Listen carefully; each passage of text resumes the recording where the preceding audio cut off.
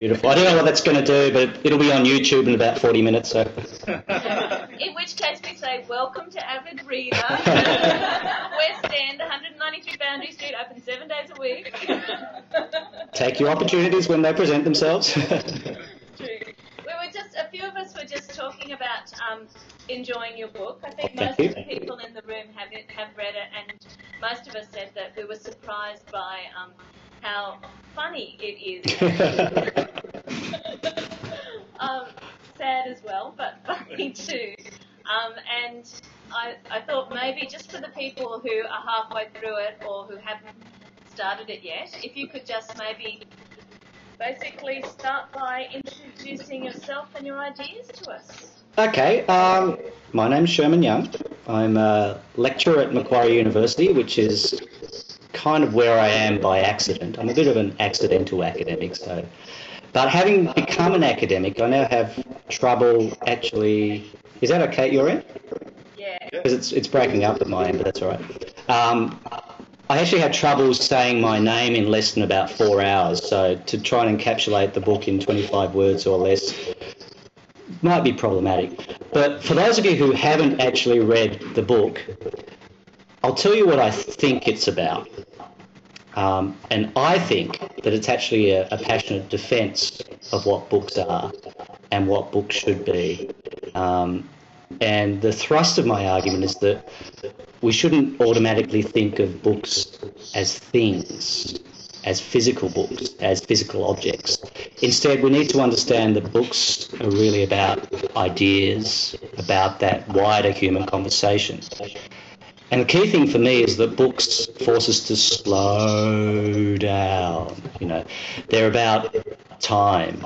They're about time for authors to write, for publishers to publish, and for readers to read. And, you know, in 2008, we need anything that we can get our hands on to slow us down. And that's where I think books are really valuable, because only books can provide, you know, proper human nourishment, I think, at a time when, you know, we're constantly bombarded with snippets and sound bites and small fragments of information. I think I say in the book that I think a book is like a cassoulet rather than a Big Mac. It's conceived of carefully, it's cooked slowly and eaten at a shared table with the best of company. And that's what books are about. But the trouble is, what I think's happening is that by focusing on books as objects, those of us who love books and reading, those of us who are involved in writing and publishing, are slowly forgetting what books are really all about. So, you know, we tend to put all our energy into creating... Falling down? Those who are involved in books and publishing, and then we got caught. Well, there you go. The demons have got me. Those of us who are involved in books or publishing tend to get distracted by, like, creating objects, shipping them, selling them, returning them, pulping them, you know, all those things to do with objects that we kind of forget sometimes about books. And, you know, that's what the book's about. The book's about, you know, for want of a better phrase, saving the book by killing the book. Does that make sense? Yeah, absolutely. That's fantastic. I mean, other people, look, I'm sort of a fairly postmodernist sort of guy. I'm happy for other people to think of other things that my book might be about and argue with me. No, I particularly personally, when I read the book, I was excited about that because Christopher and I, this is Chris. Hi, Chris. Yeah, he works here as well, and we've started a micro-publisher for that very reason. We've been working in the book industry. I've been working in the book industry for 15 years, and I've seen the narrowing of things that I used to call books.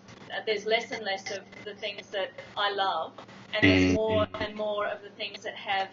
that are okay, they've got lots of pictures and a nice quote and they're a good gift, but they're not the sort of thing that someone's taken a very long time to produce and that is carefully thought out, and it's something that's quirky and funny, and I probably like them as well and they're nice to look at, but there's more of them littering the counters and the shelves and less of the things that I care about, and so that's exactly... Absolutely. Well, I call them anti-books, but, you know, it's my job to think of phrases that I think are catchy and hope they catch on.